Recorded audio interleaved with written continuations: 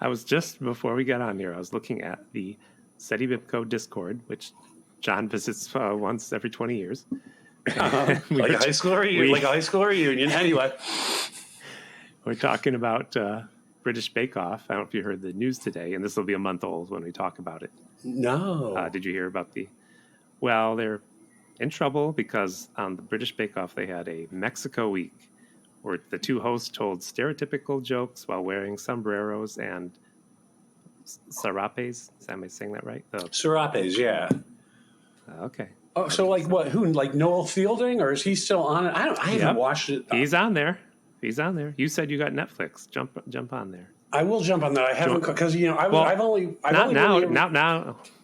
Oh, Netflix will keep. Now they have Netflix immediately axed it now. No. Just saying. Well, I'll watch up to like the episode before the Mexican episode. And I'll be like, no, I cannot watch it. I cannot watch it. That was Scottish week. They all wore kilts and deep fried some candy bars. So it's the SETI BIMCO Show with your hosts Tim and John. This week, Tim goes down with the ship, basically because John told him there was chocolate in the engine room.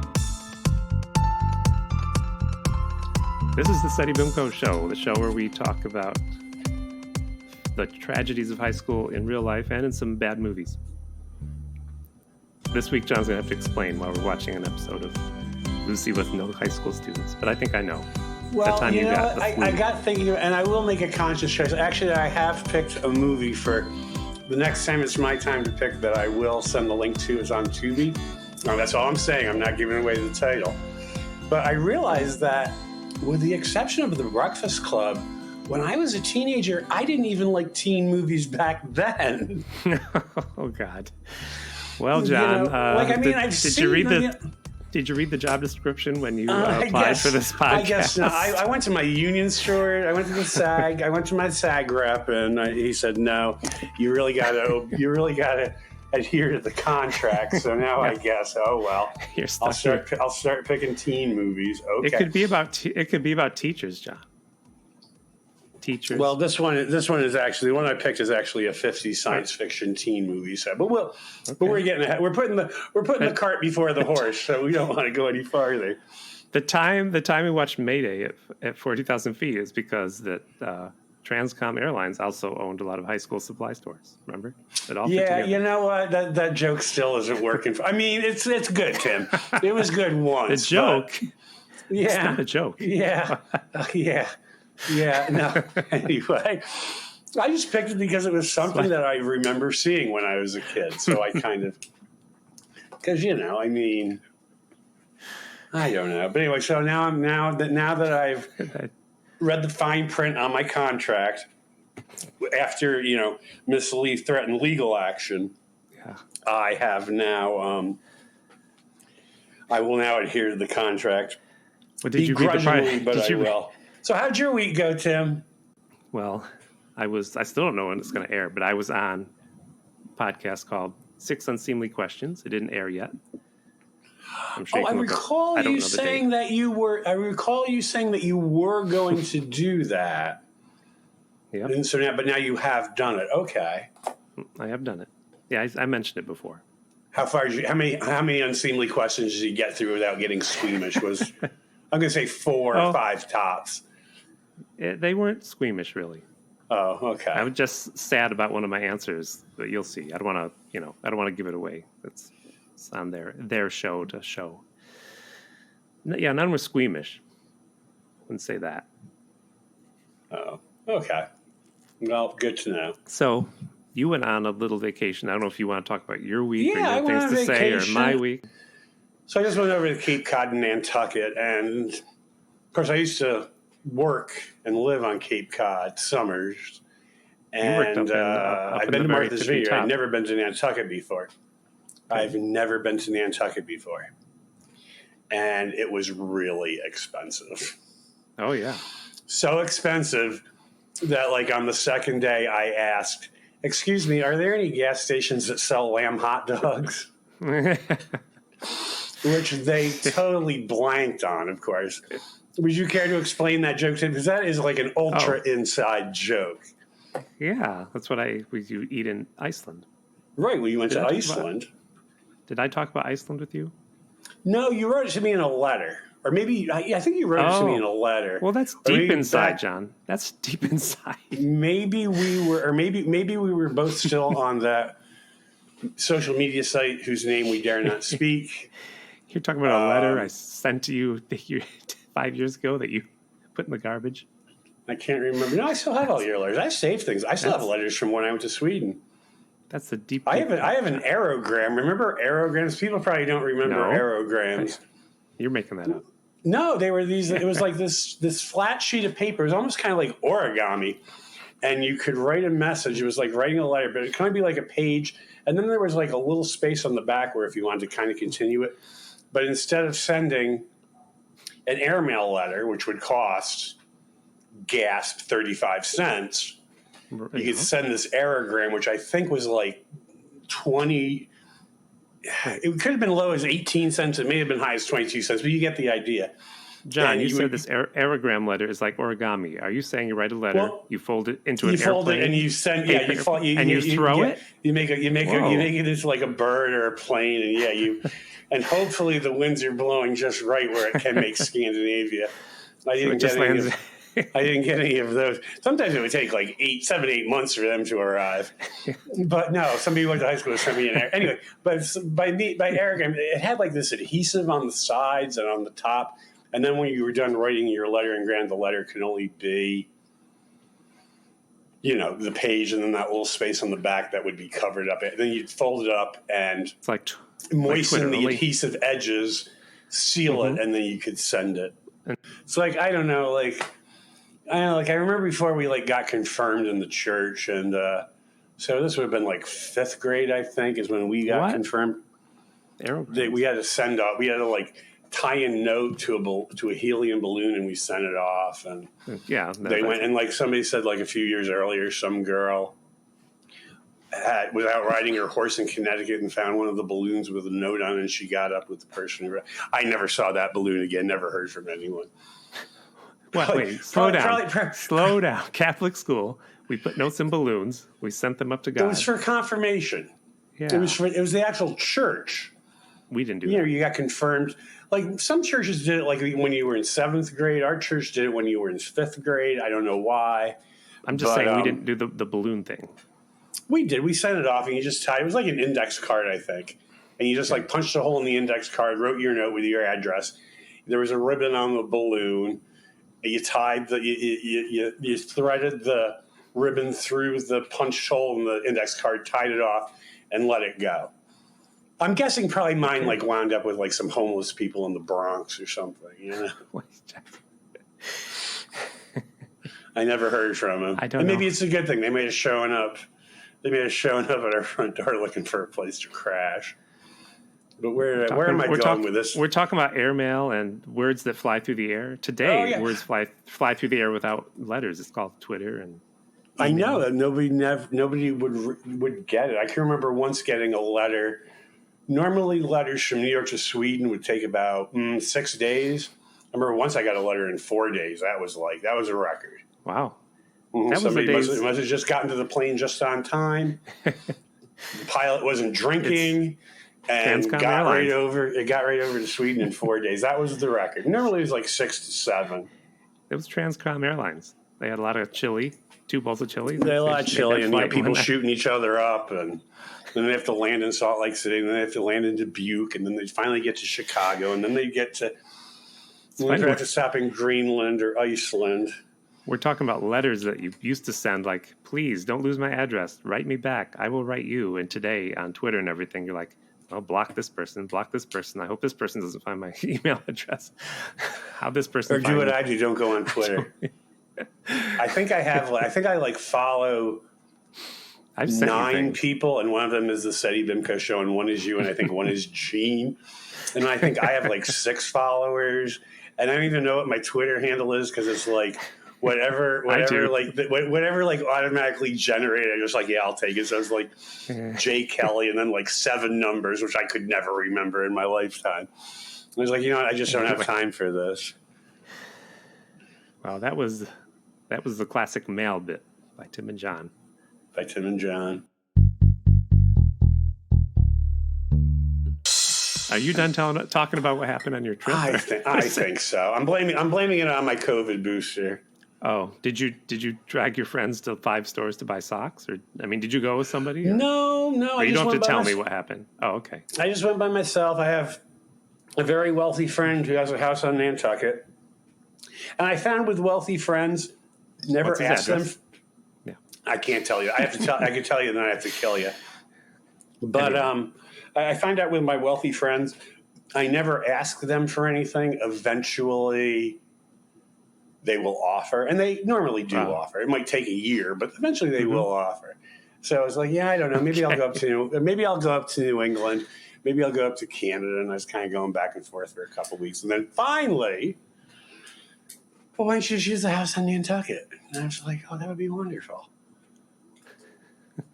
Well, I'm glad you enjoyed. I'm glad it was uneventful. I expected it was very uneventful. It was more like I got a lot of writing done. I got I've gotten back into. I've started using the meditation app again. As a matter of fact, now my schedule's all messed up. I go back on my regular schedule starting tomorrow. But like I had today off, and then I had Sunday off, which I never get Sundays off. So like I had Sunday off, and they texted me, of course, could you come into work? And I'm like, I'm sorry. I'm getting in touch with my spiritual self. I am almost to a state of Zen. Jeez. No response. No response. Did you really write that? I did. I figure I'm not coming in, so, no response. While in Nantucket, did you go see where Kennedy's I killed some last whales. chance for? Killed some whales. They got a thing out there. You go out and kill whales. It's wonderful. It's awesome. I got to man the harpoon. I missed, but eventually somebody got one. It was great. I'm sure. Beautiful creatures, majestic creatures. It was awesome. They put up a fight when that harpoon hits them. Let me tell you. You were only killing them because they were in wheelchairs, right?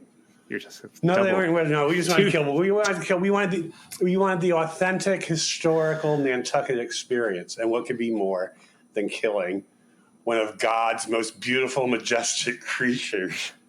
It's easier to kill harpoon the whale in the wheelchair. I just said, try that next time. I guess. I will. I'll keep that in mind. I'll make that suggestion to the captain if I ever go back. Did you go see where Kennedy sunk his Volkswagen? No, I'm sorry. That was a joke. That's Martha's Vineyard. That's Chappaquiddick. And I have seen that bridge before. Kennedy. Which actually, and that was like 30, 31 years ago. Was when I saw that, and they were just letting it fall decay and just crumble into the inlet there. So it may not even still be there. Yeah, I'm surprised they didn't kill it, assassinate it, like they did Marilyn Monroe. Yeah, they found Marilyn Monroe's. Anyway, I don't know, Tim. I don't know. I can't end that. But anyway. Yes, and John. Oh, yes, and see, I can't even do that. But John, my week. So sometimes I'll make this quick. So often we eat outside Saturday morning, breakfast. Jean and I, my wife and I, and maybe some friends join us, and we can bring the dog, and you sit outside. Mm-hmm. And since the pandemic, as has happened, like a lot of workers change, the wait staff turnover is kind of big. Mm-hmm. So I order always what is called I won't name the restaurant. Let's call it Allen's. I get the Allen breakfast. It's eggs and toast and home fries. Uh-huh. So when the new waitress came, this got taken off the menu because of the pandemic. I don't know why. It's the simplest meal to make, and they kept making it for me. They kept making it for me, and the new waitress came, and I said, "It's not on the menu, but I get this, the Allen breakfast." She goes, "Oh, I know. They told me they call you the Egg Man in the kitchen." I am the Eggman. Then they play "I Am the Walrus," but I am the Eggman. I am the walrus. Cuckoo, cuckoo. That's what I would have broke out in the song about. No, I'm like, It's breakfast. There's eggs Benedict. There's eggs sandwich. There's eggs whatever. That's what we're all ordering. Why am I the egg man? I've never asked for extra eggs. I've never complained about the eggs. You just want eggs. Yeah. You don't But want them in everybody else is eating hollandaise eggs. sauce. You don't want them on. You don't want them poached. You don't want them on salmon. You don't want them. You My just thing want. is, they need to think up better nicknames at this place. The wait staff. I mean, the kitchen staff. Oh, okay. So 'Cause I don't know why- you're upset about your nickname. My nickname. Oh, this Why is did they call me the Eggman?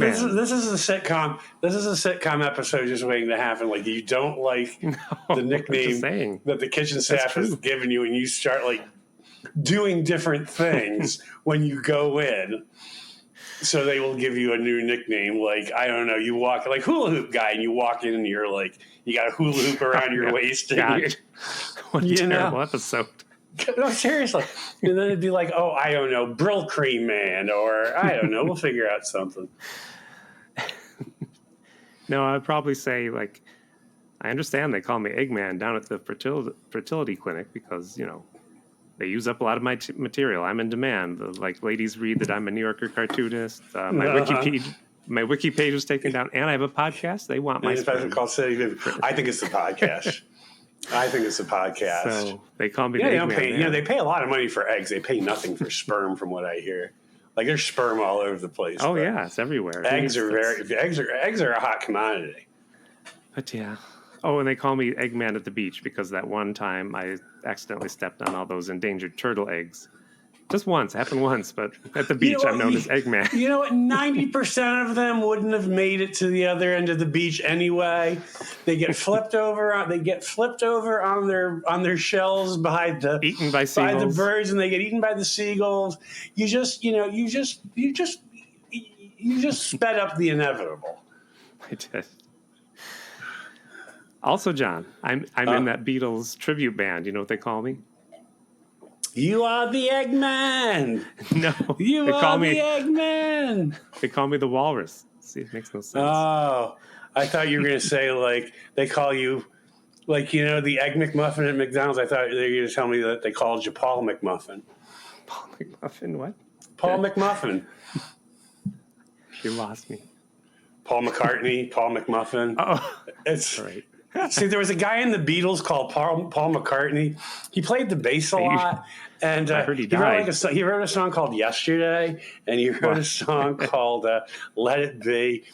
And then there were like three other guys in the band, but I don't remember their names. But there was a guy called Paul McCartney in it, and so see, Sorry. you're the Eggman. There's the Egg McMuffin Ah, is a tasty breakfast sandwich at McDonald's.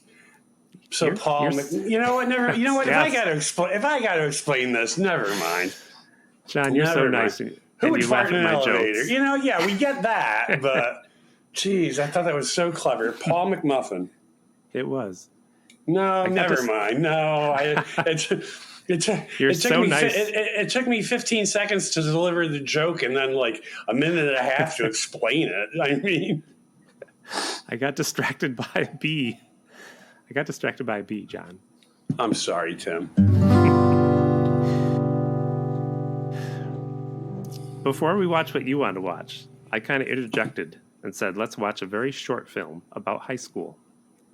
And you people may know these films. They were made from the 40s to the 80s. They're called Coronet films, and they usually were about like, why am I growing hair down there? What do I do at a party? It's all these teenage films.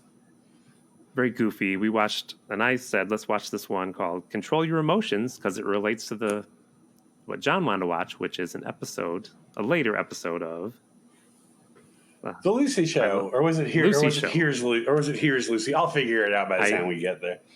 I think Here's Lucy it was pulled up in my 70s. notes here. It was the Lucy. It was the Lucy Show. Yeah, Lucy. Yeah. So Yeah. we're just going to talk about this film real quick. Yeah, Film because real it's quick. about what, like an 18-minute film, if that, 13 minutes, I believe. Oh, but I saw deeper meanings in it. Of course you did.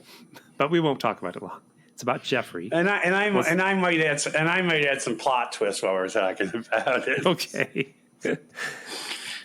So it starts with a doctor and the metaphor of fire, because that's your emotions out of control. Right, it's like a forest fire or a brush fire or something. Yeah, A brush fire. And the doctor is talking about rage, fear, and love.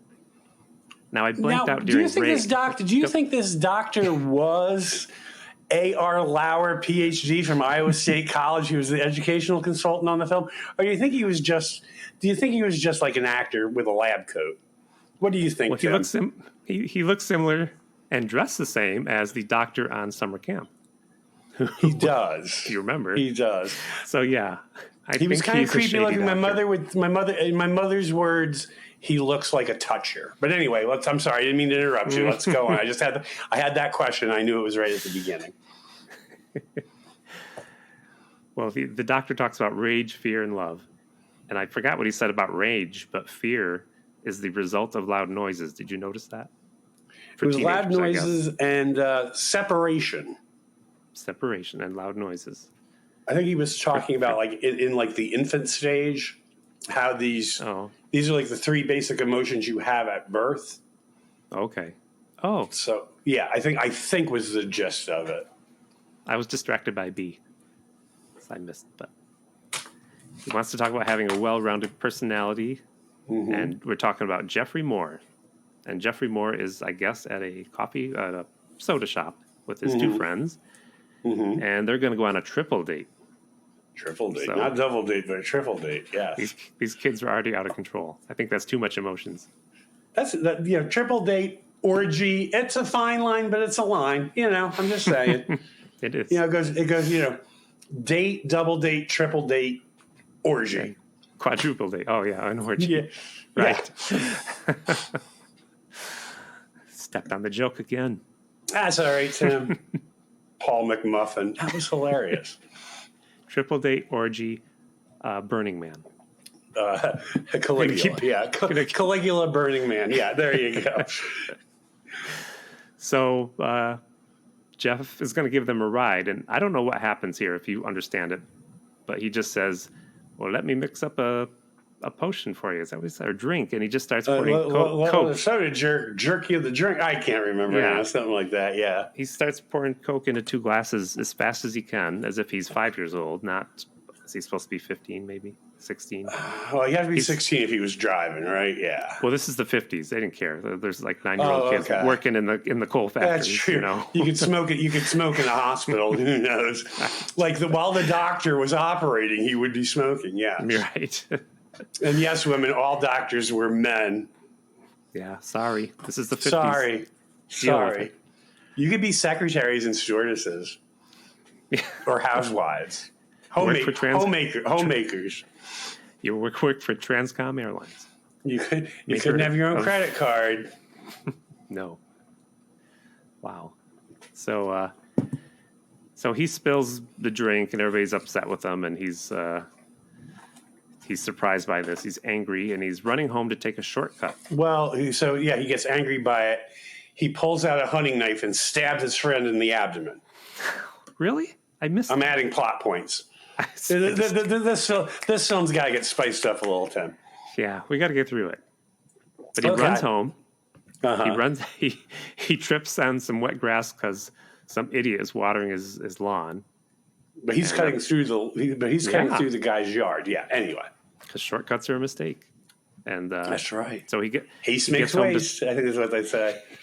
yes, gets home to start the car, and the car won't start. So he gets more enraged. He takes out a crowbar and smashes the windshield. Smashes the windshield. That doesn't work. And then he goes in to see his mom. His mom made his daughter a nice dress, and the And daughter's he like, bludgeons his mother to death with a hammer John. and stabs her multiple times like the drummer from the Muppet movie. oh, Jesus. Okay, I'm sorry, Tim. Go ahead. He's mad. Yeah, anyway, the daughter thinks she's going to be a model, and I'm like, calm down. And then brother... Let's see how puberty goes before we start making Right. long range plans. I forget her name. I But, can't remember anyway. There were a lot we of only- characters in a very short film. We only know Jeffrey. And then he finds out his younger brother has stolen a letter that he wrote. Who gets Probably letters? a bunch of... Who gets Yeah, who letters? gets letters? Well, somebody folded it into a paper airplane and sent flew it it to from across the Sweden. street. Yeah. So he chases his little brother around and almost hits him with a. He takes a wooden hanger and he bashes his Yeah. skull in. He's getting all mommy dearest on his little brother there, chasing Yeah, with yeah. How do you like how I'm like, you know, adding these plot points? I think this is the film that should have been made. It should have been. Blood splatters everywhere. Oh, it would have been awesome. So then they go back, and Jeffrey does everything right, Right. which is boring. He checks out the car to see if the battery's dead by turning on the lights. Doesn't work. and it Battery's is. dead. He laughs at his little spill in the soda shop. Yep. And nice to his sister. Nice to his brother. And he makes a Well, trade he kind with his brother. blackmails his brother though. Yeah. I'll smash your Like, airplane. what is he Give gonna me do that with this letter. airplane? Yeah, exactly. I got your model airplane. You want to see this again? Okay. But then he did say, "I'll drive you to the movies tonight on my way to my triple date / orgy." Again, 50s. He doesn't ask what the movie is. Doesn't ask the mom. It's probably for the hell of it. It's probably one of those. Of Yeah. those man on man gay Yes. porn that your professor at the Art Institute was restoring. Right. Whoops! Sorry, Billy. I do want to say, real quick, Mm-hmm. I went down a rabbit hole and I watched another Cornette film because it stars Dick York. Oh, Dick York is a teenager, and here's the odd thing about it was, so it's called Shy Guy. Anybody out there can look it up on YouTube. And he's a new kid at the school. He's like, oh, how do I make friends? But he looks and acts exactly like Crispin Glover did in Back to the Future when he was playing a kid in the 50s. He's got the hair down in front of his face. He flips it over with his hand. And Dick York, I kind of wonder if Crispin Glover saw that and was like, there's my character. There's my character, or somebody associated with. It could have been Back a to the typical Future. 50s look and act, but It could have been, but look up coincidence. Shy Guy. Shy Guy, Cornette Films. I'm And writing this down. But the best thing about Shy Guy, his dad's advice, because he's like, I don't know people. I don't know if I fit in at this new school.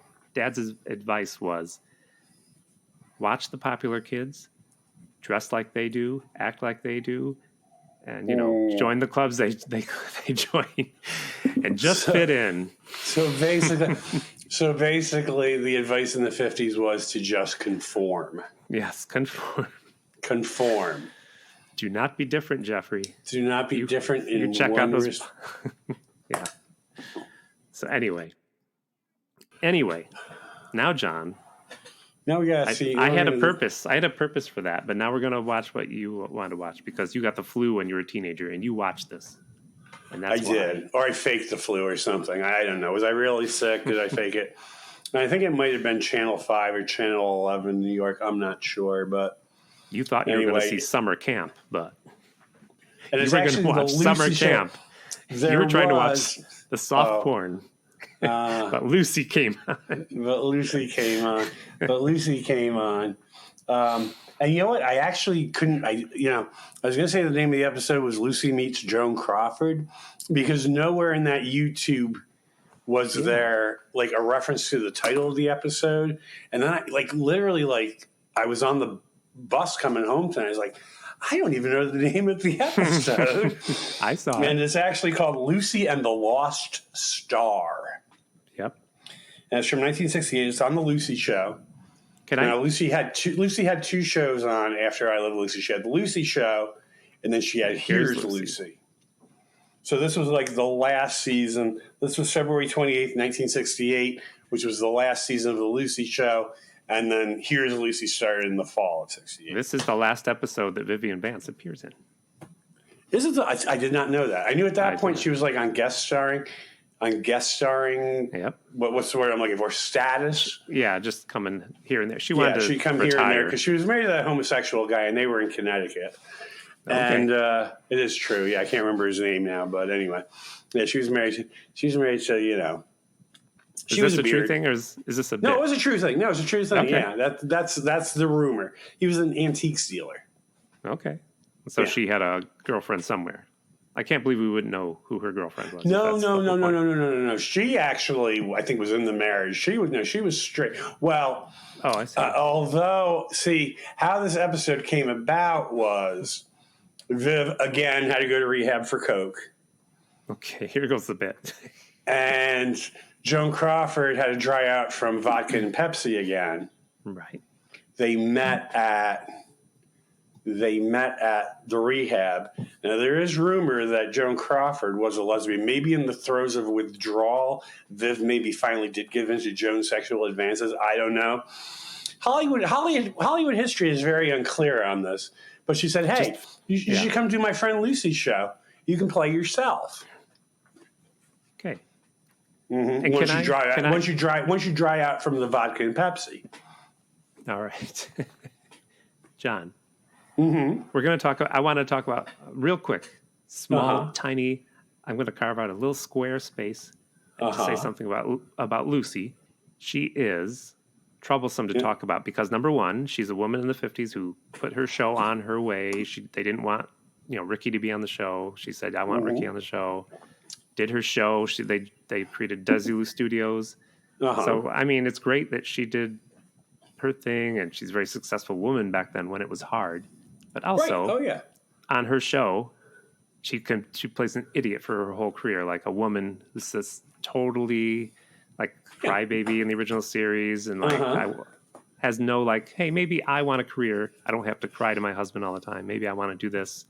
So that part is like, you had to play that character that was such a bad example, even though you're so successful. Anyway, Yeah.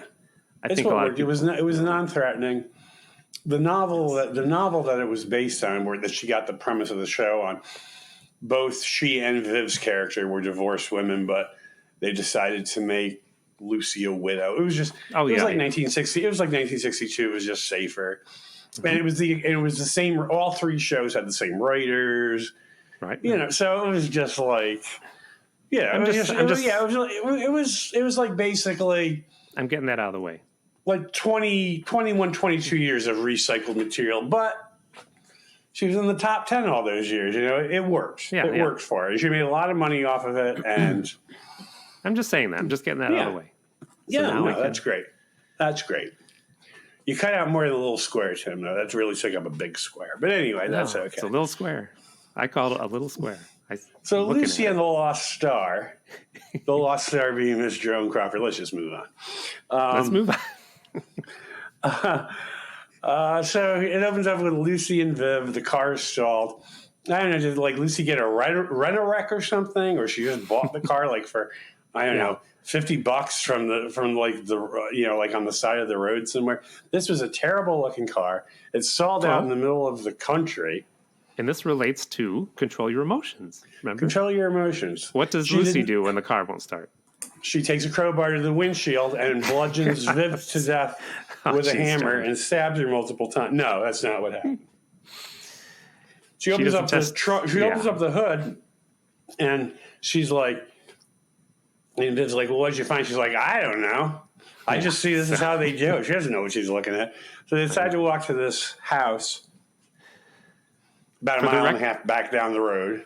For the record, John, if I open up the hood of my car, I say the same. I say the same thing. I don't know. Anyway, gotcha. I touch stuff. Like I touch stuff with my finger and pray it's not hot, and I burn myself. I just make it look like I know what I'm doing, but like I've like done that before and like burnt my finger because whatever part I touch is still hot. Yes. But you can't like you're trying to control your like your emotions. Actually really don't. Although when I had my Datsun, like I could change the air filter, I could change the fuel filter, I actually could do a lot of stuff with that. I could do a lot of stuff with my with my Datsun. Again, not mechanically inclined, but I could do basic stuff like that, which actually would have been very expensive taking to a garage. Yeah, with labor. So yeah, you touch stuff. I touch stuff, but there was stuff I needed to do. Now with a car today, I couldn't. I wouldn't even know. I think you need like a degree in computer science or engineering or something. Yeah. Your car is on Twitter. I don't know if you My know car's on Twitter. Is it more active than I am? Does it post? It is. Does it twit more than I do? It's not twit. It's tweet, isn't it? Tweet, yes. Does my car tweet more than I Yes, do? it does. Probably. Yeah. All right. So Anyway, so they go back and they see this woman. She's got like a kerchief on her head and she's scrubbing the stairs and and they her ask if she can use the agent comes in. phone. Her agent Lou. He's not named, but the actor's name is Lou, so I'm calling the agent Lou. Lou. Okay. He comes in. He's like, I got this Joan. great script for you, Joan. It's called Trog. Is it called Yeah. Trog? No. Well, see now now you're setting up the joke wrong because she's like, no, I have enough money. I don't need to work. But then 2 years later, when she got the script to Trog, she said, I've been waiting to play this part my entire career.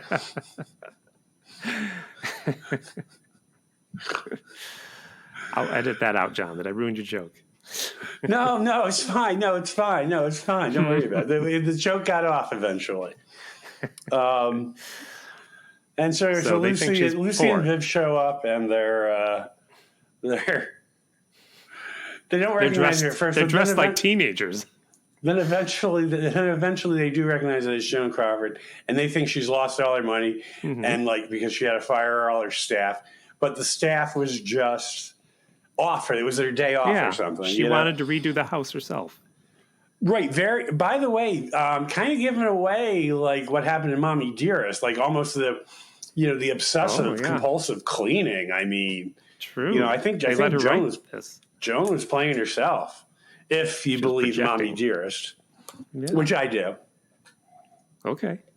The jury's still out for me. or not. I mean, it's not going to change my life at all. The jury's out on me. Yeah. Yeah. We should judge her because. So they think Joan Crawford's broke. So they go to Mr. Moody. Now, Mr. Moody is the president of the bank. Wait. I think we What should are we point waiting out for, that Tim? What?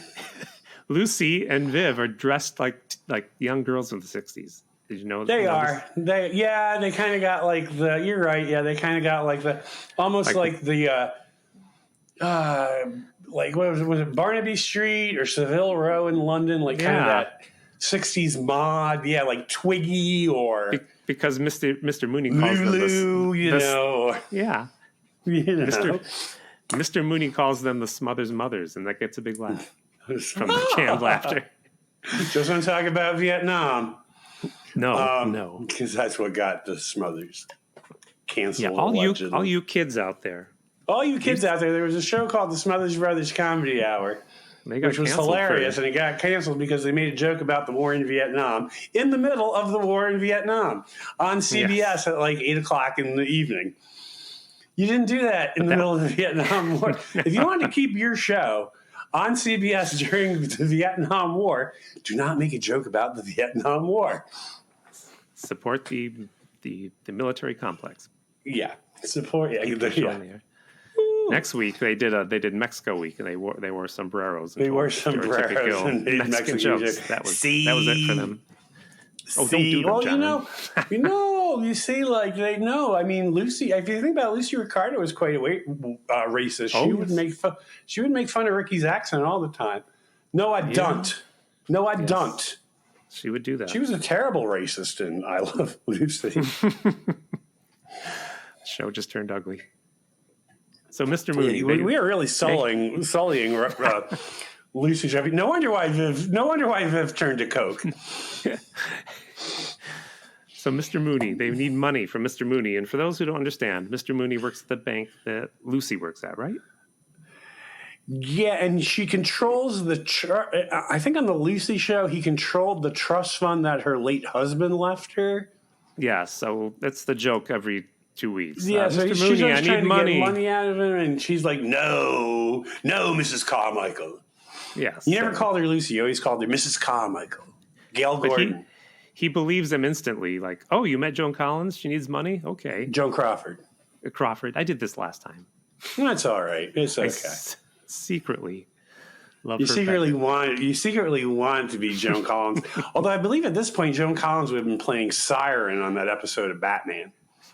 right? If I'm not mistaken. I don't. You're Don't you testing the remember wrong.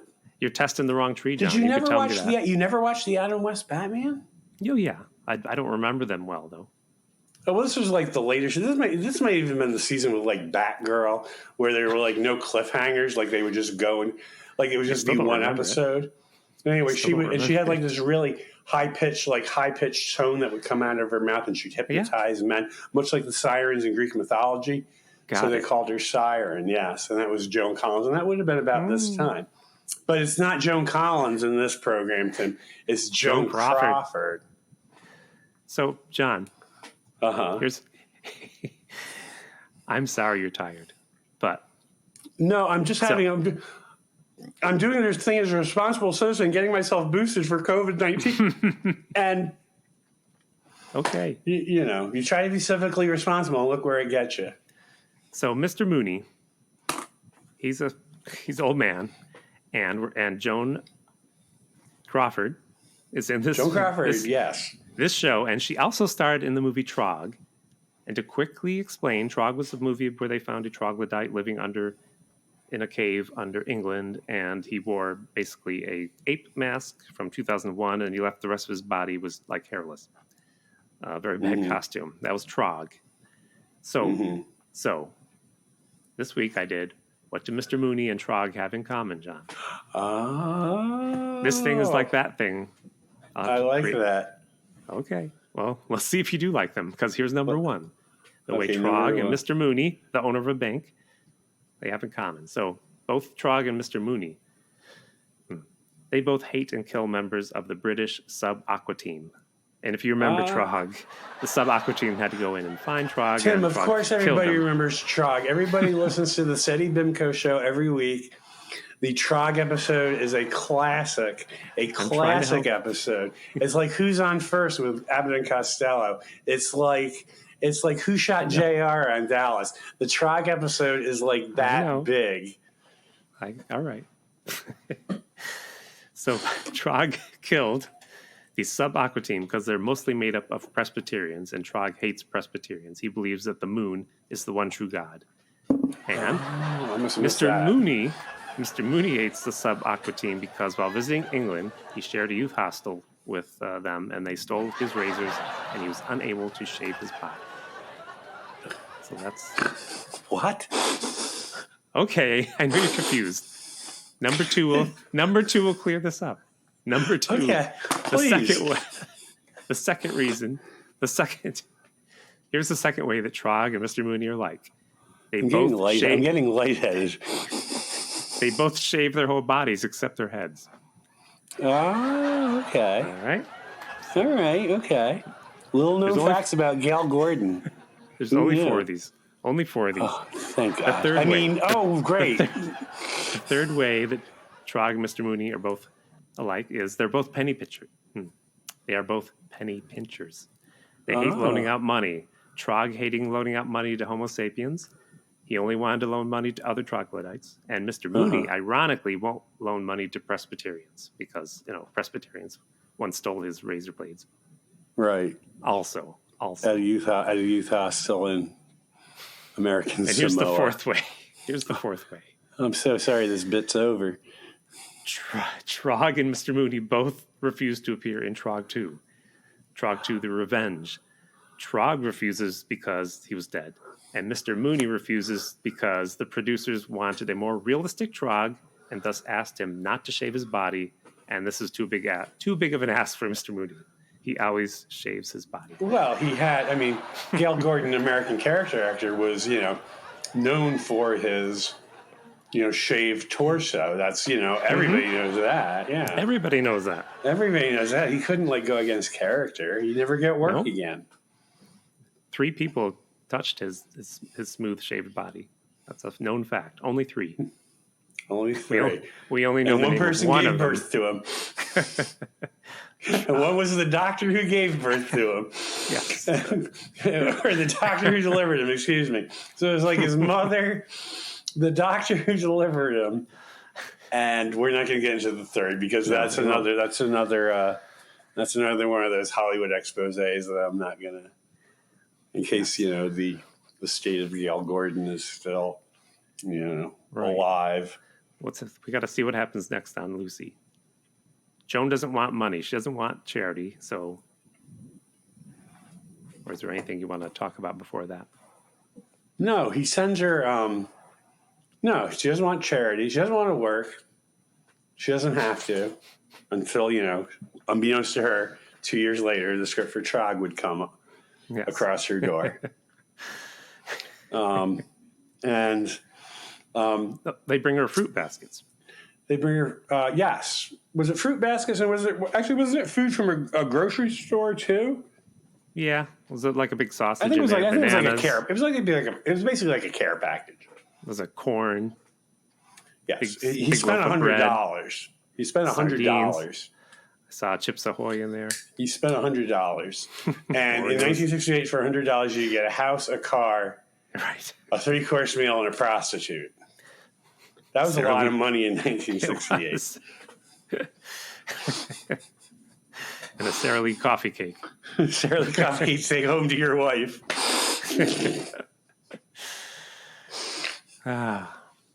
So then what? Then what, John? I'm leaving you in So they charge decide of they the get her involved in a variety show for what club is Mr. Is it one of the club Mr. Is it like the Rotary or the Lions or something, or the Shrine? I can't remember. Anyway, they're doing some sort of amateur variety show. I think it's the Masons. And John. if they can get the right producer or director to see Joan Crawford, Yes. the Do a offers play. will start flooding in. Right. So they do this little sketch where, well, like Lucy and Viv are kind of like, let's say it's a saloon. It's the Wild West. Oh no, John! It's prohibition. They're in a speakeasy. Okay. Is that what it is? I wasn't sure. Anyway, Yeah. It's a period piece. It's like a Merchant Ivory film. It's a period piece. If you listen to the accents that Viv and Lucy are using, you'll know it's Oh, yeah. it's about Okay. around 1918, circa Brooklyn. Yeah, because she talks like this. Yeah, that's true. Lucy had used that accent before. Yes. And Joan plays like this innocent New girl. country innocent. bumpkin girl who comes to the big town, and Lucy And is, boy- I guess, the girlfriend of the owner of the establishment, and she's afraid that. What did you think of Joan's accent? She was Joan, doing a bang up job. That's how she got Trog, man. I'm telling you. They saw that episode over in the UK, and they're like, "We found our female lead for Trog." That's it. She did the accent. For She could play an anthropologist. one word per sentence. They're making fun of her, and she's giving her gin because she doesn't know what alcohol is, getting her drunk. Right. Wink, wink, nod, nod. Joan Crawford didn't know what alcohol was. Yes. Viv made sure the Raiders snuck that jug You in think so? because when they were rooming at the rehab together, Joan kept stealing Viv's Porcelana facial cream. Okay. She's like, "Oh, I'll get even with her." Somewhere, George O'Connor, friend of the show, is punching the wall because he's like, Porcelana facial cream. Because I don't even know what that is, John. You don't You know won't what know what that Porcelana is? You don't remember? Maybe it was for liver spots. I can't remember. Anyway, I can't remember. Don't you ever remember the ads for Porcelana? I don't. Were you raised in a Soviet bloc country, Tim? Probably. How do you not know what Porcelana is? It was on TV like every hour. If anyone knows what that Porcelana. is, send in an email. I don't believe this. You George think, spells it. you think New York Olive Times oil. bestselling? You think New York Times bestselling author in front of the show George O'Connor would know what Would Porcelana was? Maybe. No, you would not know. Right. All right. Okay. What happens next here? She gets shot. She really did get shot. I know. The character. They do. She got shot, and They do a and dance number. No, that's They right, do they do a dance number because Joan started out in silent movies as a dancer. Yeah. Oh, we're gonna get to that. Her first movie was it's called Extremely Soft Porn. Extremely tough. No, I'm not lying to you. It's on IMDb. No, I know you're not lying because I read a book about The the couch. feud between. Yeah, I read a book. This is about 30 years ago about the feud between Joan Crawford and Betty Davis, and apparently, yes, Joan Don't had give it done away. several snuff films. And one of Betty Davis's husbands, don't ask me which one, belonged to a gentleman's club. And allegedly, this gentleman's club I don't know if it was in Hollywood, Bel Air, where it was somewhere out there, they had a copy of the Joan Crawford snuff film.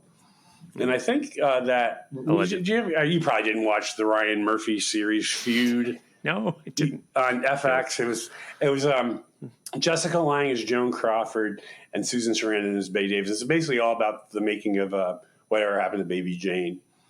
Wow. And there is Joan's brother Hal comes to her, and apparently he has a copy of a snuff film, and he's going to trying to extort her for money. He's going to make the snuff film. No, that is true. Anyway. All right. Yeah, I'm just supporting what would otherwise be a vicious rumor you were spreading, Tim. I have heard that before.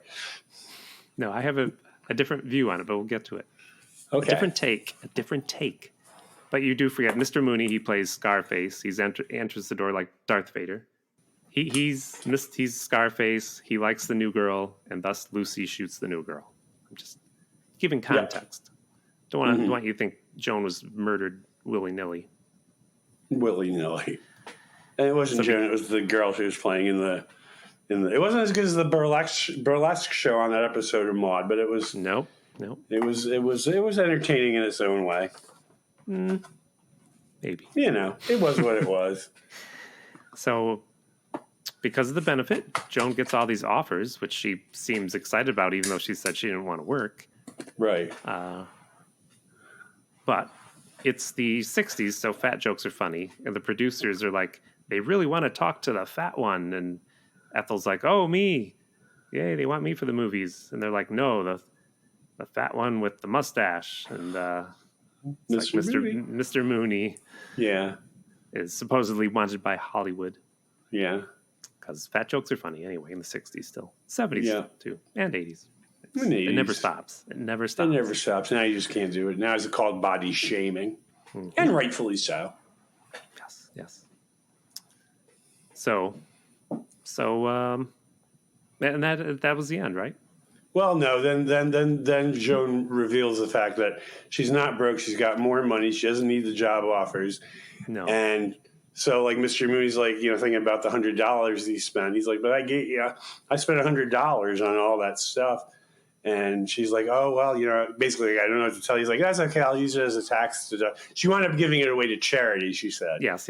And he said, well, then I'll use the tax deduction. She said, I already have. And that was, big laugh. And that was the closing scene. Big laugh. And then the applause. Anyway, now it's quiz time.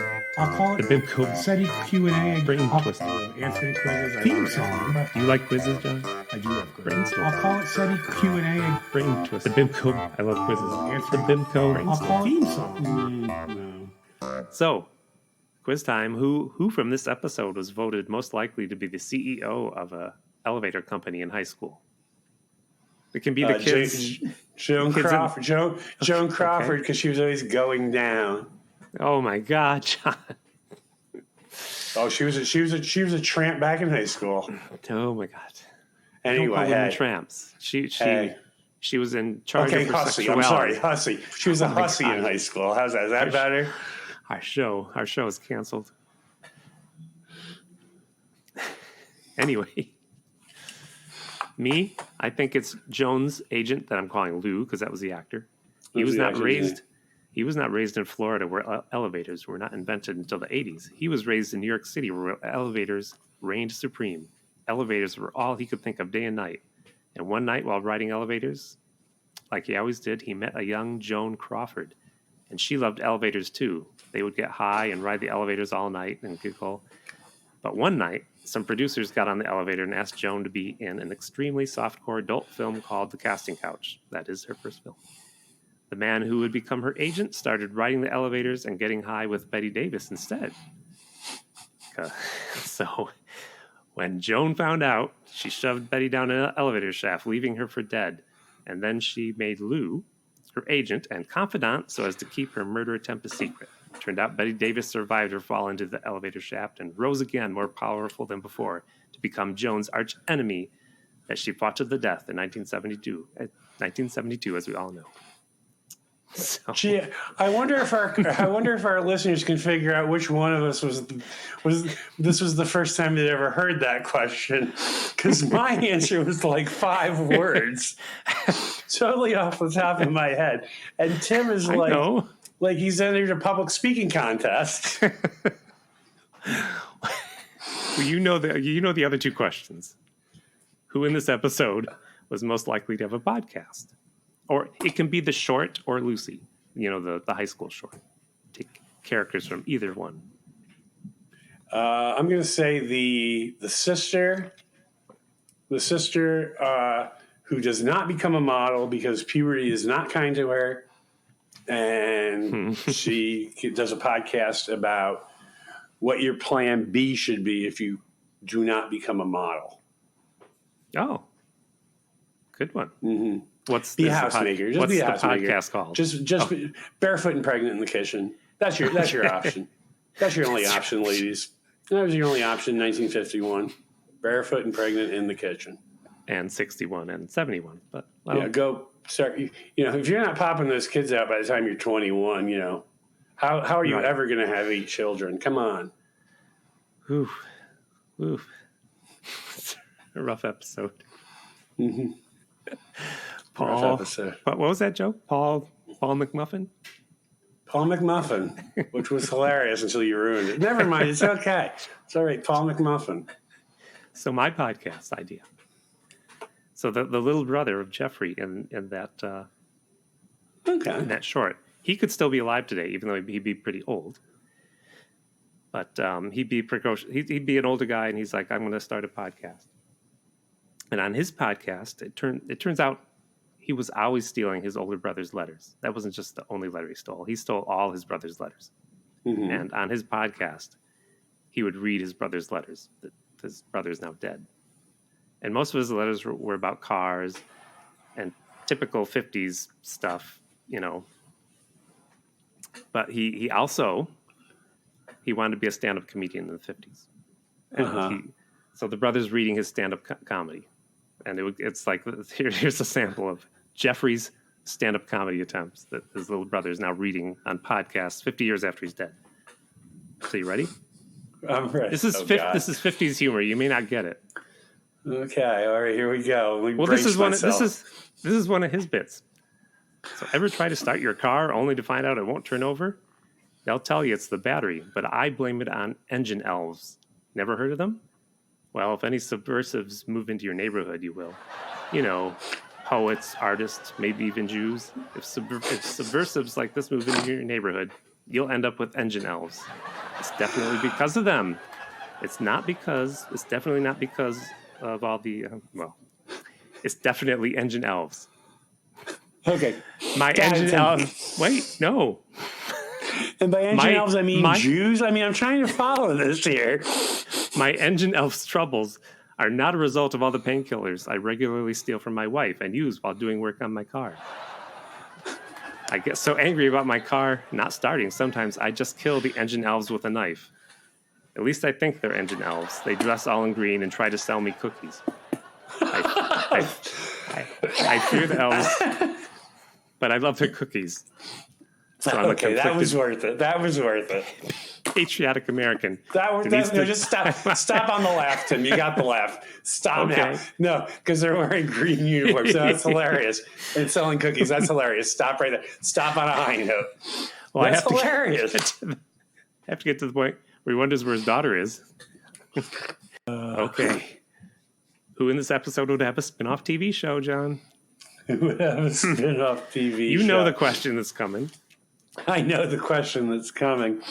I was gonna say Joan Crawford's agent, who we're calling Lou now, apparently. But is that going to be from either? Because that was going to be my answer. Lou. He tries Yeah. Yeah. He becomes Elkie Summers. He becomes Elkie Summers' agent in the 70s. Elkie Tries to get her dramatic roles, but all he can get her is like Match Game and Hollywood Squares. Because that's all I remember Elkie Summer from. I realized that she did movies. She even did a movie with Sharon Tate. But Oh, really? yeah. But yeah, all I ever knew Elkie from was like, Well, what's the Match TV Game. show called? Is it a hilarious comedy? Elkie. Elkie. Elkie. And he Like just gets Rhoda. some terrible. He just gets Or some terrible Lucy. jobs. Here's Elkie. Here's Elkie. That's the name of the show. Here's Elkie. Okay. And he tries to get her. He's and, married to a like, Cuban woman. and then she goes out and she tries he tries to get her jobs from the studio heads, but with her being German, she insults the Jewish executives. Uh-huh. Like, I am the master race, and then she loses the job. And, Okay. like Every each week, like she gets a little closer, but she can't help herself. And she's like, I want all the Jews dead. Oh, jeez. and yeah. So like, well, back this- on Match Game for you, Elkie. Is this the show that replaced the Smothers Brothers show after they got This is the place canceled? yeah. Because we want good anti-Semitic humor at 8:00 is one thing. Don't be making jokes about the Vietnam War. Here's The theme Elkie. song. So my idea for a TV spinoff is Mr. Mooney, because at the end the producers were interested in him. And I'm like, what were they interested in him for? So Mr. Mooney would have a spin-off TV show. The show would be about Mr. Mooney moving to Hollywood to be a movie star, but when he gets there, he finds out they only want him for those educational films they make for high school kids. Coronet Films. Yes, Coronet Films. And he was too proud to go back to the bank job and admit this is what happened. So he stayed in Hollywood. And he would make such films as Don't Be the Fat One with a Mustache and Are You Fat? Do You Have a Mustache? Also the classic Coronet educational film, Should You Shave Your Whole Body? But in one episode, he gets a call for a movie, and he finds But out. I think the show was set in Los Angeles, though, so he wouldn't have to move anywhere. Well, he had to move down the road. Oh, okay. He couldn't have stayed like Rancho Cucamonga or Is that where they live? El Segundo, or he couldn't have stayed anywhere like that, or Burbank. He had to move to Hollywood. But in one episode, he gets a call for a movie where he finds out he was called in because he does shave his whole body. They wanted him to play a naked, dead male prostitute or sex worker. And, hilarity ensues. He doesn't want to play that. And he often gets called to play these kind of parts, and the show is called The Full Mooney. I take you stop for now. a There you long go. walk. Just take a long the walk laugh. to get to take these the laugh. shows. Stop now. Take the laugh. Stop now.